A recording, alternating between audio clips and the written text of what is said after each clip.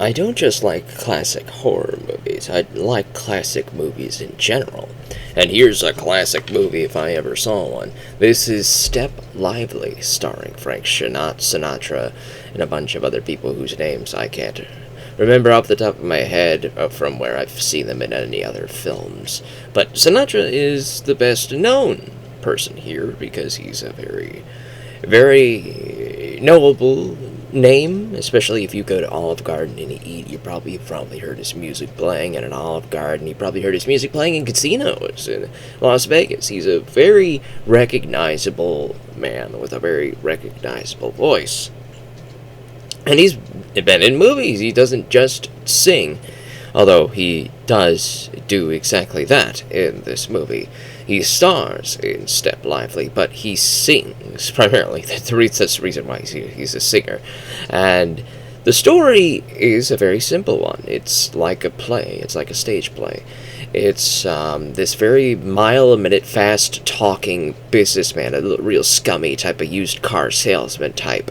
And he's living at this hotel with his brother-in-law, who manages the hotel, and he's got about 20 stagehands living at the penthouse suite top floor, running up a huge tab, and this guy has no money to pay for this tab, and so the brother-in-law comes to collect, he can't collect, and so the owner comes in, and he's about to throw them out, when Frank Sinatra comes in, and Sinatra starts to sing. He falls in love with one of his actors, the lady here, that's one of the dancers for his stage play that he's trying to get off the ground, and Frank Sinatra falls in love with her, and he sings while she plays the piano, and it's very beautiful. It's a lot of good songs. It's a pretty sweet little romance thing. It's very funny too. Lots of slapstick in this movie. Wow, it's a very good time. If you're not a big fan of old movies, like if you don't know if you're gonna like an old movie or not, I would definitely say give a movie like this a shot over something like Gone with the Wind, maybe. Step Lively is a lot shorter, and it's a lot more whimsical and fun. There's lots of jokes and things that you've probably seen when you were a kid in Scooby-Doo and other types of slapstick like that. That type of slapstick does exist here. It's very funny. And the songs are pretty good to listen to. Most of them are sung by Frank Sinatra. It's a musical. Yes, this movie is a musical. And I actually really enjoy the used car salesman dude that talks a mile a minute. I don't know who he is. I think it's George Murphy. I don't know. It could be somebody else here. Maybe it's Walter Salek. I don't know. But he's a very good character. A very fun character. You'll recognize him immediately once he starts talking. This is a movie you have to pay attention to, okay? Because everybody does talk pretty fast. You have to pay attention to it. You have to watch it. You have to listen. You have to look. You have to watch the body language of the characters, of the actors. You have to listen to their voices. And they talk fast, but you can keep up. You have to just pay attention. You can't be looking at your phone and doing anything else. You can't just go do something looking at your anything. No multitasking is what I'm trying to say. When you watch this movie, you have to watch it. You have to look at it. You have to pay attention to it. This was made in an era where we don't really multitask. This was made in an era where if you go to the theater and you watch this thing, that's why you're there. You're not there to waste time.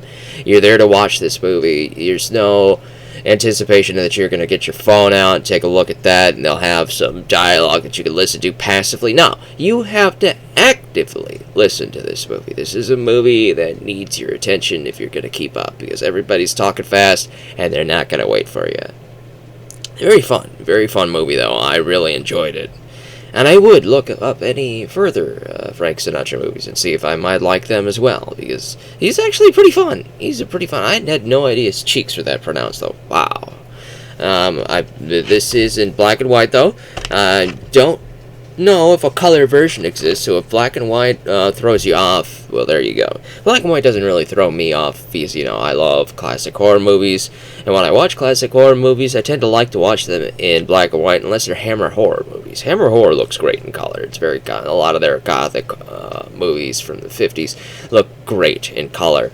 The red literally really pops out. It's a very, very fun time. But when these types of movies, they're fine. Black and white isn't bad. Don't run away from it. Don't shy away from it. It's very artistic. It's very fun. And it was very common in the older days because that was the cheapest way to film. So if this wasn't a very super big budget film, they would film it black and white. Sometimes they would film two versions and use two cameras, one for color and one for the black and white. And the black and white version would, or the color version would just be drained of color because they didn't have color TVs for most households in this time period. So you would get the color version of the theater and you get the black and white version for cable televisions when you were watching them. Until later on in the decades when they finally got color. I'm not a TV television box set history buff, okay? I just know that color is more expensive to film. It generally has been up until the 50s or so. So when you're doing horror movies, even into the 60s, black and white was the cheapest way to do it. This doesn't look cheap. It has some very good sets, very good, obviously good cast. They probably gave Frank Sinatra a lot of money for this role. And he's very, I wouldn't say he's a great actor. Like his role is very simple. His role is a very simple one. He does have great timing. So when the director says you gotta get up out of the bed at this specific, precise time, when you hear the jingle or the background music or whatever, he will know to do that. I don't know if they had a live orchestra playing offset or something. Maybe. But he does know how to be directed. But when it comes to voice delivery of the lines, and when he's not singing, he's not doing the best there. But I would have to watch some other films of his to see if he's a great actor or if he's just here for his voice. Because in this one, it does look like he's just here for his voice. And he does sing great. He's great. I'd love to listen to more Frank Sinatra songs. It's a fun time, really. Step Lively is a classic for a reason, and it needs to be in more households.